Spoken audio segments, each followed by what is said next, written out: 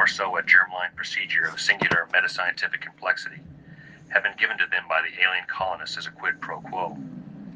The syndicate would help them to create a population of alien hybrids who would hide in plain sight, cloned from human ova and alien biomaterial.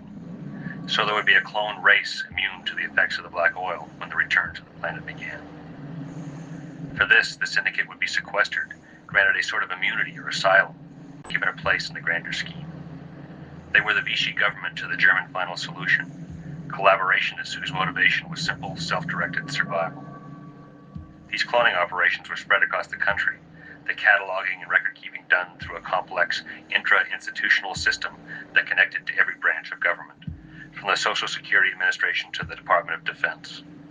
The operation, under the working title Purity Control, had been launched in 1948, its original conception the brainchild of German scientists given immunity themselves from war crimes, and allowed to continue the eugenic experiments that were Hitler's dark legacy.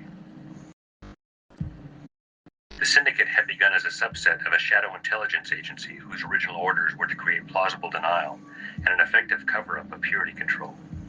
But through 50 years, numerous U.S. and UN administrations, the principles began to wrest control, accumulating power and influence across international borders. Such that by 1990, the operation ceased to have a member accountable to any one government, and whose only orders would be taken from a man named Strughold, a German industrialist who had fled his homeland to northern Africa. These men, whose knowledge and access provided control of a foreseeable future, had in spite of this everything to lose. Their secret work, the cloning preparations and the cataloging, constituted their greatest vulnerability: exposure. Their detection would ensure not just their own demise, but a far-reaching dissolution of social and religious order around the globe. To protect against this, the syndicate employed methods of disinformation, using covert government programs that had been regrettably discovered as a kind of smokescreen, a dodge or blind where the transgressions of Congress-accountable agencies served to hide their own more odious undertaking. They had even at times used the UFO phenomenon to create an hysteria that science and the intelligentsia denounced so completely as to make belief and believers seem ridiculous and completely discreditable.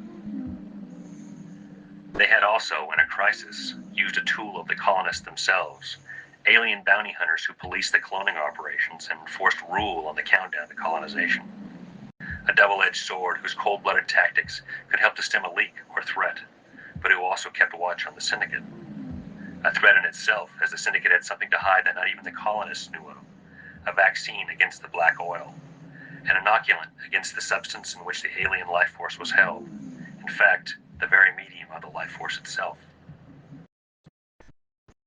To guard this secret was perhaps even more critical than the truth of the existence of alien life and of colonization. If the syndicate's own secret vaccine were discovered, a vaccine that would make themselves immune from the effects of the black oil, they would certainly be destroyed and the timetable for colonization stepped up. They would protect this secret with their lives.